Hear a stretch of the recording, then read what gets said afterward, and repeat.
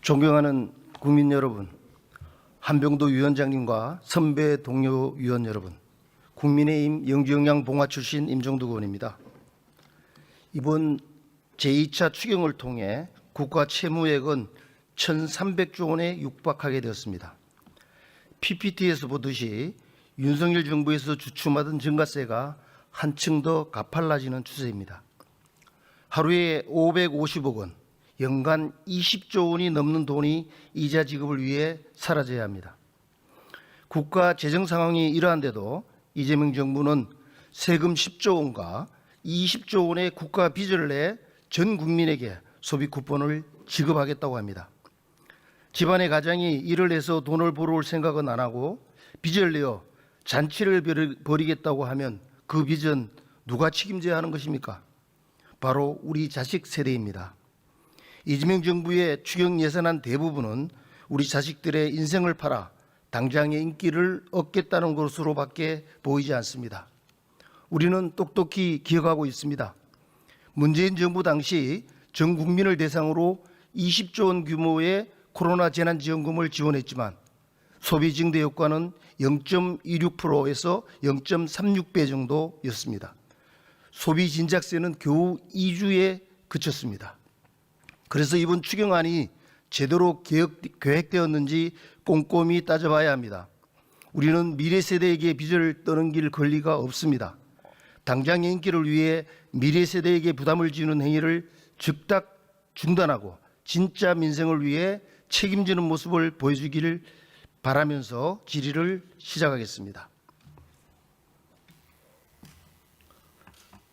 통일부 차관님 나오셨나요? 네, 기조실장 나와 있습니다. 예. 슬라이드 올려주시기 바랍니다. 어제도 일부 질문이 나왔었는데 한 언론에서 평산 우라늄 공장 핵폐수 방류 의혹을 제기했죠. 이 관련돼서 알고 계십니까? 알고 계시냐고? 예, 알고 있습니다. 이와 관련해서 많은 사람들이 걱정을 합니다. 예성강은 바로 임진강, 한강과 연계되어 있고 서해로 흘러들어가는 것이죠. 우리 서울 수도권 시민들의 식수가 오염되지 않느냐, 꽃게, 오리의 피해가 발생하지 않느냐라는 불안감이 확산하고 있습니다. 이 사실관계를 지금 어떻게 확인하고 있습니까? 지금 관계 부처하고 긴밀히 협의를 하고 있습니다. 협의를 하고 있고 저희들이 또 뭐 관련 동향들을 예의주시하고 있습니다. 예. 지금 통일부 차원에서는 언론이 제기한 의혹을 부인을 했었습니다. 뭘 근거로 부인을 했었죠? 저희들이 19년도 이제 원자력위원회에서 관련해서 조사를 했고 거기 때문에 특별한 동향이 없는 걸로 그렇게 지금 19년이 아니고 지금 25년이고요. 예. 최근의 변화가 심각하게 지금 나타나고 있다고 언론에서는 이야기를 하고 있잖아요. 만약에 그런 의혹을 부인할 때는 국방부든 국정원이든 관련 기관과 관련 정보를 소통을 하고 답해야 된다고 생각하는데 그것을 안 했다는 뜻인가요? 아닙니다. 관련 부처들하고 관련 동향이라든지 거기에 대한 어떤 사항 같은 거를 협의를 했습니다. 예. 그런데도 의혹이 없습니까? 자, PPT를 띄워주시기 바랍니다. 작년 10월 해당 공장 침전지에서 폐수를 방류하는 위성사진을 올렸습니다. 지금 한번 보세요. 얼마나 심각하게 지금 벌어지고 있는지를. 이렇게 심각한 상황이 벌어지고 있습니다. 그리고 IAEA도 이 위험성을 인지를 하고 들어가서 조사를 하려고 그러는데 북한이 동의를 안 해서 들어가지를 못하고 있습니다. 그런데 지금 우리 통일부에서 말씀하시는 걸 봐서 너무 무관심하고 무책임한 지금 답을 하고 있다고 생각하는데 어떻게 생각하십니까? 예, 이 부분에 대해 가지고는 뭐 좀 전에도 말씀드렸지만은 저희들이 하여튼 관계 부처하고 긴밀히 협의를 하고 있다는 일단 말씀을 드리고요. 예. 앞으로 저희들이 뭐 이 부분에 대해서는 계속적으로 예의주시해 나가겠습니다. 환경부 차관님 나오셨나요? 예, 나왔습니다. 예. 우라늄 정연 과정에서 방사성 물질과 중금속, 독성 화학 물질이 나오죠. 네, 그렇습니다. 그런데 지금 북한의 이 평산 공장에 정화 시설이 있습니까? 그러한 정보는 저희가 갖고 있지 않습니다. 그렇죠. 정화 시설이 갖추어지지 않는 것으로 파악을 하고 있습니다. 그런데 이게 지금 2003년도부터 25년까지 침전지에다가 계속 쌓아왔는데 이게 지금 유출을 시키고 있는 인위로 배출구를 활용해 가지고 유출하고 있다는 지금 의혹들이 제기되고 있는 거 아닙니까? 이게 예성강을 통해서 들어오면 어떤 위험이 있습니까? 의원님 그 사안에 대해서 저희가 정확한 정보를 갖고 있지 않기 때문에 뭐라 정확한 말씀을 드리기가 좀 어렵다고 말씀드립니다. 그러면 이 어느 부처에 이 책임이 있습니까? 해수부도 아니고 통일부도 아니고 환경부, 해수부 나왔어요? 어제 답변하는 거 보니까 해수부도 지금 전혀 관여하지 않는 것 같은데요. 저희들 해양 환경과 관련돼서는 정기적인 모니터링을 실시를 하고 있고요. 현재까지는 특이 사항은 없는 것으로 파악이 되고 있습니다. 지금 결론적으로 각 부처에서 얘기하는 걸 봤을 때는 지금 이와 관련돼서 정부 차원에서 움직임이 전혀 일어나지 않고 있다라고 볼 수밖에 없는 겁니다. 그런데 제가 놀라운 것은 지난 23년 5월 후쿠시마 오염수 방류와 관련해서 민주당이 보여왔던 행태하고 비교해 봤을 때 너무 차이가 난다는 겁니다. 범국민 100만 서명 운동을 하면서 장애 집회를 이끌었고요. 당시 이재명 현 대통령은 인천의 규탄 집회에서 오염수 말고 핵폐수라고 부르겠다. 오염수를 우물에 독극물을 퍼 넣는 것과 같다. 이렇게 지금 이야기를 했어요. 그런데 지금 바로 북한 지역에서 이와 같은 상황이 벌어지고 있음에도 불구하고 강 건너 불구경하듯이 하고 있는데 이게 말이 됩니까? 해수부 차관님, 지금 후쿠시마 오염수가 몇 번 방류가 됐죠? 지금 한 8차 정도 방류된 것으로 제가 기억합니다. 12번 방류됐습니다. 12번. 12번 방류하는 과정에서 유해 물질이 검출된 적이 있다고 보고를 받은 적이 있어요? 현재까지 모니터링하고 있습니다만 이제 다 기준치 이내로 파악이 되고 있습니다. 유해 물질이 없습니다. 중국도 어제부터 일본 수산물을 수입하겠다라고 선언했죠. 그죠?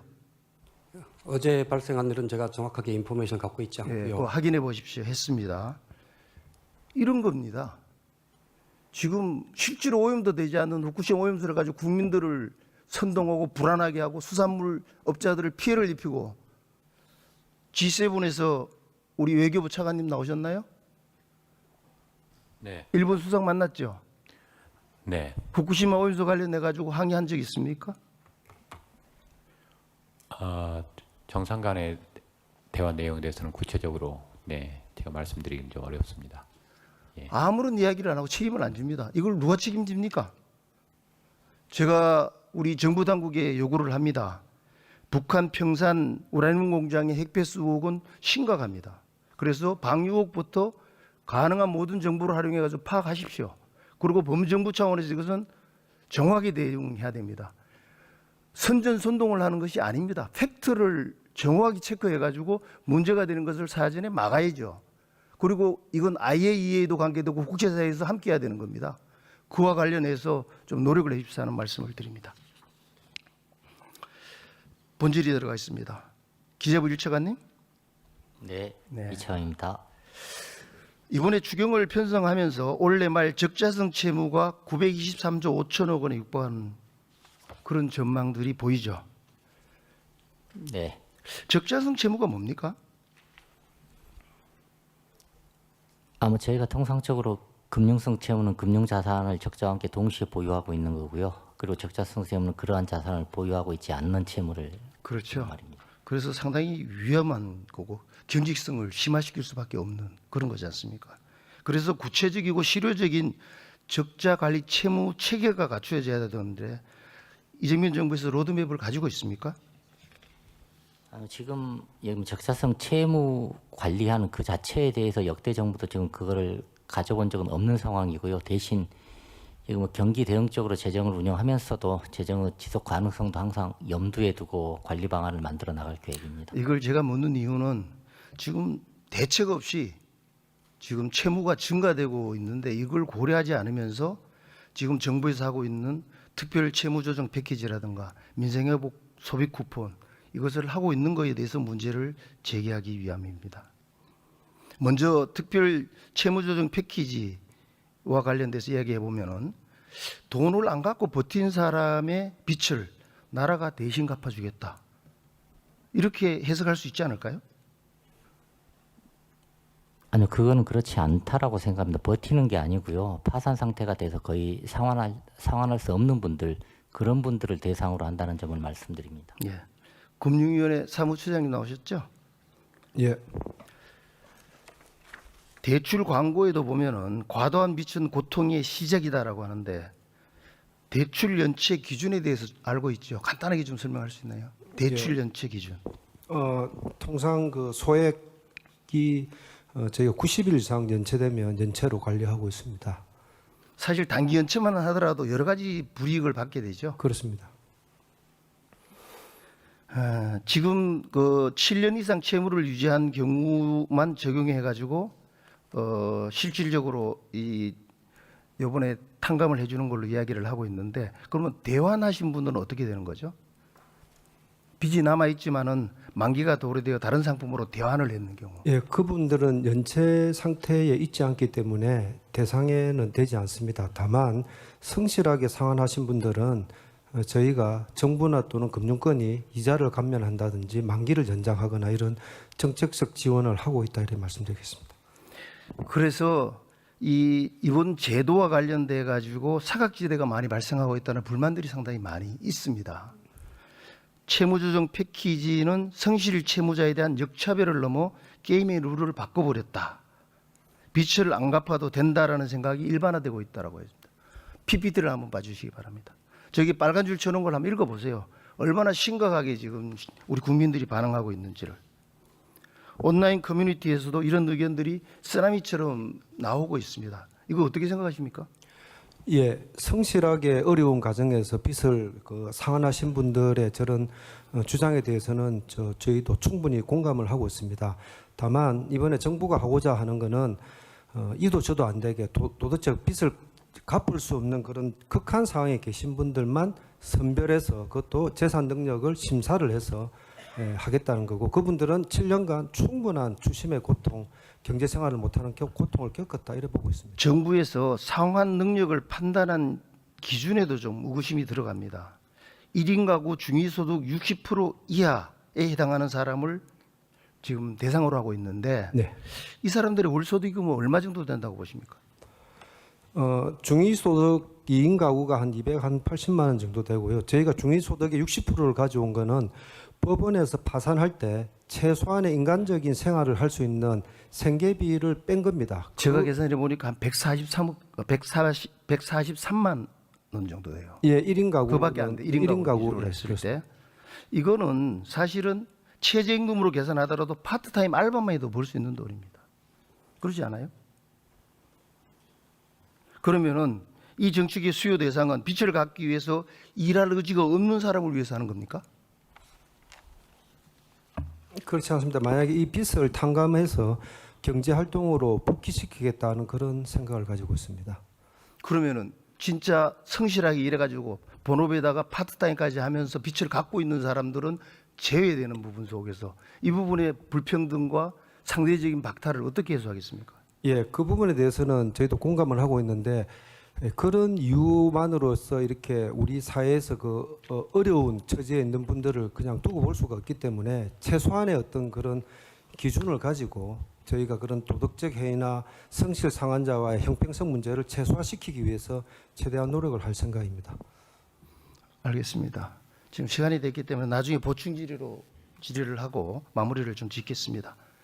존경하는 국민 여러분, 개인이 자금이 부족하면 융자를 받듯이 국가도 재정 상황이 어려우면 빚을 낼 수 있습니다. 그러나 그 빚은 미래 성장 동력을 확보하기 위한 투자 비용이어야 하지 선심성 현금 살포가 되어서는 안 됩니다.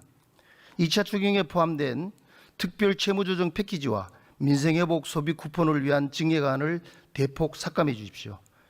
이를 통해 삭감한 금액은 장병 복지와 초급 간부 사기 진작, 산불 피해 주민들이 하루빨리 일상에 복귀하는 데 지원할 수 있도록 해 주십시오. 추경안 집행 과정에서는 형평성 문제와 도덕적 해이, 우려를 심각하게 받아들여 선별 기준을 엄격히 정립하고 꼼꼼하게 확인하십시오.